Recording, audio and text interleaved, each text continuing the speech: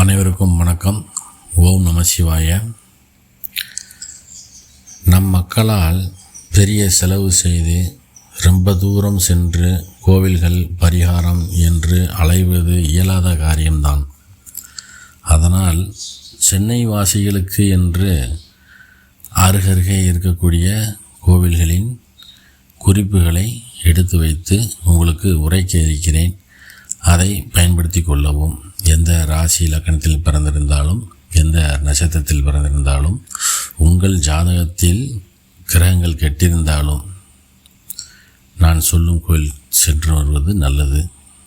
சூரிய பகவான் உங்கள் ஜாதகத்தில் நீசமாக இருந்தாலும், ஏதோ ஒரு பாவகிரகங்களுடன் இணைந்து கெட்டு இருந்தாலும், உங்களுக்கு சூரியன் தசை புத்தி நடந்து கொண்டிருந்தால் ஞாயிற்றுக்கிழமையில் செங்குன்றம் அருகில் உள்ள சென்னை செங்குன்றம், ரெட் ஹில்ஸ் என்று சொல்வார்கள், செங்குன்றம் அருகில் உள்ள ஞாயிறு என்ற ஊருக்கு செல்ல வேண்டும். அங்கே இருக்கக்கூடிய புஷ்ப பரதேஸ்வரர் அந்த கோவிலுக்கு சென்று வழிபடுவது நல்லது. இது சூரியனுடைய தசை புத்திக்கு அந்தர காலத்திற்கு ஒரு ஏதுவான ஒரு கோவிலாகும்.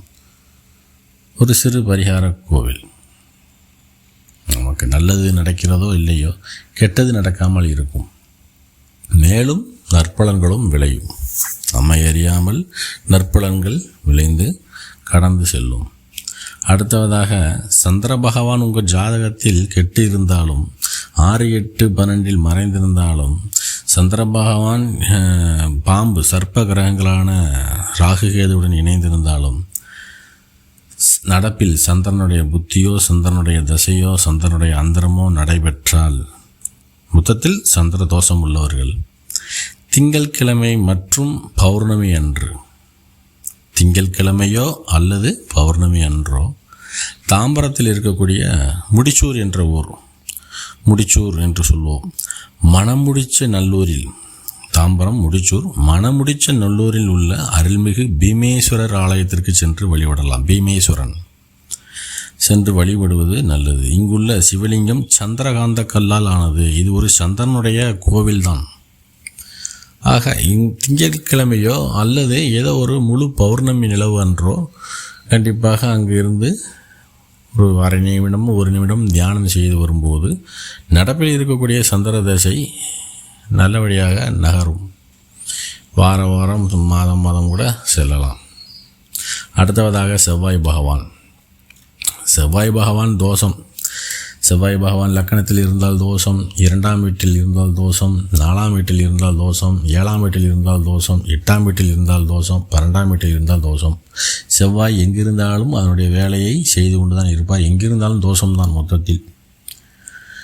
செவ்வாயால் பாதிக்கப்பட்டவர்கள், செவ்வாய் என்றால் என்ன? அடிதடி, இரத்தம், கோபம், வாக்குவாதம், சண்டை. எங்கள் வீட்டில் எப்போ பார்த்தாலும் சண்டையாக நடந்துகிட்டு இருக்கு. திருஷ்டி அதிகமாக கொண்ட வீடுகள், செவ்வாய் தசை நடக்குது என்றால் திருஷ்டி அதிகமாக இருக்கும். ஆக செவ்வாய் தசை, செவ்வாய் புத்தி, செவ்வாய் அந்தரம் நடப்பவர்கள் வடபழனி முருகன் கோவிலுக்கு சென்று சாமி கும்பிடுவது நல்லது. சென்னை வடபழனி முருகன் கோவிலுக்கும் செல்லலாம். சென்னை டவுனில் உள்ள கந்தசாமி கோவிலுக்கும் செல்வது ரொம்ப விசேஷமாக இருக்கும். பெசன்ட் நகரில் அறுபடை வீட்டிற்கும் சென்று தரிசனம் பண்ணலாம். அது ரொம்ப விசேஷம். அது ஏதாவது ஒரு செவ்வாய்க்கிழமை சென்று சாமி கும்பிடலாம். மற்றும் வில்லிவாக்கத்தில் உள்ள அகஸ்தீஸ்வரர் ஆலயம் மற்றும் பூந்தமல்லியில் இருக்கக்கூடிய வைத்தீஸ்வரன் ஆலயமும் செவ்வாய்க்கிழமை சென்று வழிபடலாம். இது சென்னை வாசிகளுக்கு நன்றாக பயன்படும். விடுமுறை தினங்களில் செவ்வாய்க்கிழமைகள் வருகிறது என்றால், செவ்வாய் தசையோ செவ்வாய் புத்தியோ நடப்பில் இருப்பவர்கள் இந்த கோவிலுக்கு சென்று வருவது நல்லது. மாற்றங்கள் உணர முடியும் கண்டிப்பாக. இது பரிகார கோவில். ஏதாவது சுயஜாதத்தில் கிரகங்கள் கெட்டிருந்தால், நல்லா இருந்தாலும் கெட்டிருந்தாலும் கண்டிப்பாக சென்று வரலாம். அடுத்ததாக புதன் பகவான் தசை அல்லது புத்தி நடைபெறும் காலங்களில் சென்னை சைதாப்பேட்டை ரயில்வே ஸ்டேஷன் பக்கத்தில் இருக்கக்கூடிய காரணீஸ்வரர் கோவில் சென்று சிவனையும் புதனையும் புதன்கிழமை அன்று வழிபட வேண்டும். அங்கு அகோர வீரபத்திரர் இருப்பார். அங்கு அகோர வீரபத்திரர் புதன் வழிபட்டவராகும்.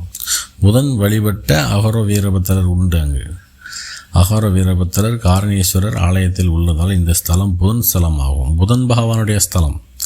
புதன் பகவான் தசை புத்தி நடப்பில் இருந்தாலும், புதன் பகவான் ஜாதகத்தில் கெட்டிருந்தாலும், லக்கணத்தில் இருந்தாலும், 10 இருந்தாலும், 7 இருந்தாலும், இது கேந்திரஸ்தானத்தில் இருந்தாலும், திரிகோணஸ்தானத்தில் இருந்தாலும், 6, 8, 12 மறைந்திருந்தாலும், பாவ கிரகங்களுடன் சேர்க்கை பெற்று பலம் வீணமாக இருந்தாலும், இந்த புதன் ஸ்தலமான கோவிலுக்கு சென்று வர புதன் வலிமை பெறும். ஓரளவுக்கு புதன்னா என்ன?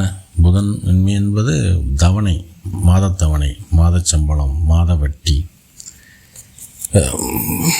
மாதம் நடக்கக்கூடிய விஷயங்கள், ரொட்டீன், ரெகுலர் ரொட்டீன் சொல்லுவோம் இல்லையா, அந்த விஷயம் அது சரி செய்யும். காரணீஸ்வரர் கோவில் செல்வது புதன் பகவான் தசை புத்தி காலங்களுக்கு ஏற்றது. அடுத்தவதாக வியாழ பகவான், குரு பகவான், குருதோஷம். மொத்தத்தில் குருதோஷம் உடையவர்கள், குரு ஜாதகத்தில் கெட்டிருந்தால், குரு மறைந்திருந்தால் சுபகாரியம் தாமதமாகும். ஒரு படிப்பு விஷயமாக இருக்கட்டும், ஒரு திருமண விஷயமாக இருக்கட்டும், ஒரு வேலை விஷயமாக இருக்கட்டும், ஒரு குழந்தை விஷயமாக இருக்கட்டும்.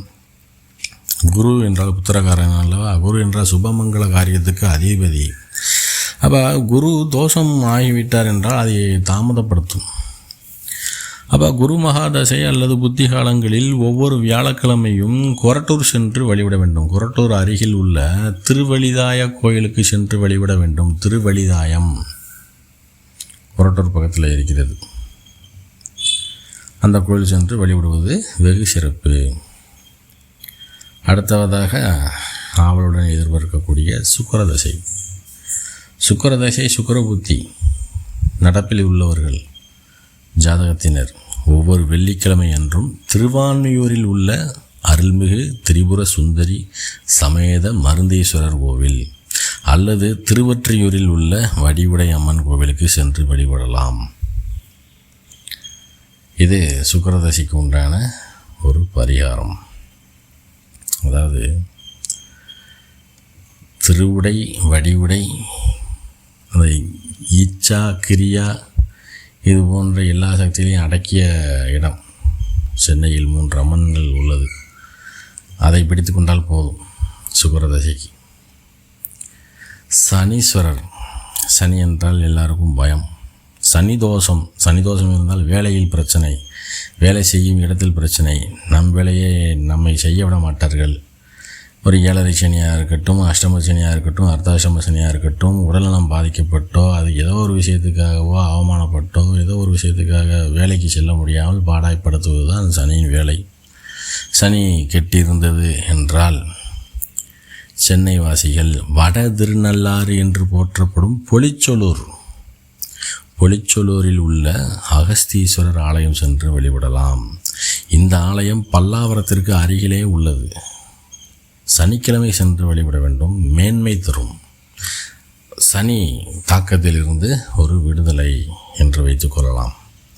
மாற்றங்கள் கிடைக்கும். நல்லெண்ணெய் தீபம் போட்டு வரவும் நல்லா இருக்கும். அதுபோக ராகு பகவானுடைய தசை காலம்.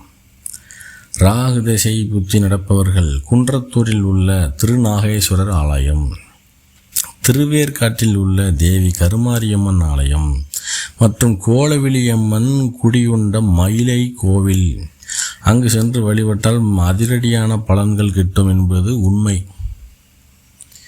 இதை முயற்சித்து பாருங்கள். எப்போது ஒன்றாமனாலும் செல்லலாம். ராகு பகவான் தசை புத்தி காலங்களில் குன்றத்தூரில் உள்ள நாகேஸ்வரர் ஆலயம், திருநாகேஸ்வரர் ஆலயம், திருவேற்காட்டில் உள்ள தேவி கருமாரியம்மன். ராகு என்பது கருநாகம். தேவி கருமாரியம்மன் கோயிலுக்கு சென்றாலும் ராகு நமக்கு தீமை செய்யாமல் நன்மை செய்ய துவக்கம் ஆகிவிடும். கோலவிலியம்மன் குடிகொண்ட மயிலை கோவில் அங்கு சென்று வழிபட்டாலும் பலன் கிடைக்கும் என்பது உண்மை. அதுபோக கேது பகவான் அடுத்தவதாக. கேது பகவான் தசை புத்தி எந்த ராசியாக இருக்கட்டும், எந்த லக்கணமாக இருக்கட்டும், கேது பகவான் எந்த வீட்டில் இருந்து நாம் அமர்ந்து நடத்தினாலும் சிறிது விரக்தி, வெறுப்பு வந்து மறையும். அது உண்மைதான்.